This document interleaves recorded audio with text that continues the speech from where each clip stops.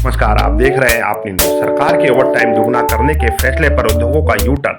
नोएडा में एमएसएमई बोले दबाव पड़ा तो पलायन तय। कामगारों का वेतन 21% ओवर टाइम चार्ज दुगना हुआ। एमएसएमई पर प्रति कामगार 60% आर्थिक बोझ बढ़ा। उद्यमियों ने दबाव पड़ने पर पलायन की चेतावनी दी।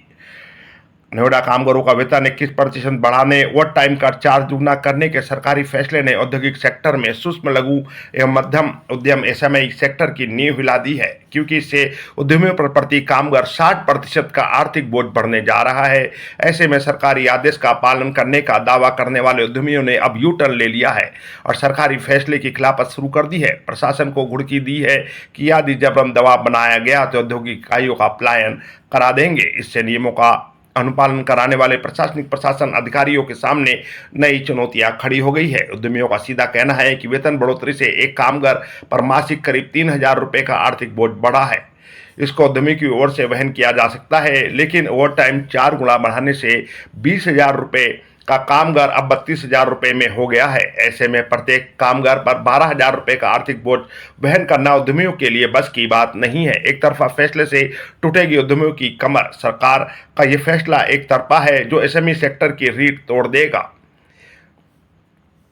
कई कंपनी वालों ने बताया है कि न्यूनतम वेतन को लेकर वर्ष 2011 के बाद से आज तक कमेटी का गठन ही नहीं हुआ। अब जो कमेटी बनाई गई है वो नियमानुसार सही नहीं है।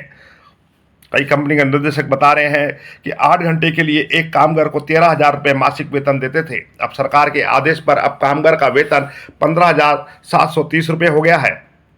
इस वेतन के हिसाब से 4 घंटे का प्रतिदिन ओवर टाइम 560 रुपये हो गया है, जबकि पहले 60 रुपये प्रति घंटा के हिसाब से 4 घंटे का 240 रुपये ओवर टाइम प्रतिदिन बनता था। इस हिसाब से वेतन के साथ साथ ओवर टाइम 26 दिन का 14,560 रुपये बनेगा। अब वेतन वेट टाइम लगाकर एक कामगार का 30,290 रुपये होता है। इसमें एसआईसी और पीएफ का करीब 1,500 रुपये अलग से जोड़ दिया जाए तो वेतन 32,000 रुपये पहुंच जाता है। कंपनी के कई निर्देशक बता रहे हैं कि 13,000 रुपये में 8 घंटे का कामगार रखने पर 60 रुपये प्रति घंटा ओवर टाइम कराने पर प्रति माह 6,420 रुपये मासिक ओवर टाइम चार्ज बनता था। कुल 19,420 रुपये वेतन बनता था। इसमें पीएफ और एसआईसी मिलाकर देने पर 20 से 21,000 रुपये का खर्च एक कामगार पर आता था, लेकिन अब ये खर्च प्रति कामगार 12,000 रुपये बढ़ गया है, जो एसएमई की रीढ़ तोड़ने वाला है। औद्योगिक इकाइयों का पलायन कराने की मजबूरी होगी। कामगार तय करके आता है काम, उसे कितने घंटे करना है। सरकार ने 8 घंटे कामगार से काम काज लेने को कहा है, लेकिन कामगार ये तय करके आता है कि उसे कितना काम करना है, ओवर टाइम कितना करना है।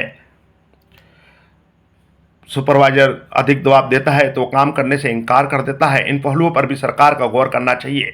हम 8 घंटे कामगार से काम ही नहीं ले पा रहे, जबकि औद्योगिक इकाइयाँ और कामगार एक दूसरे से सीधे जुड़े हुए हैं। बिना एक दूसरे से काम चल ही नहीं सकता। उद्योग संचालित होने में दिक्कत आ रही है।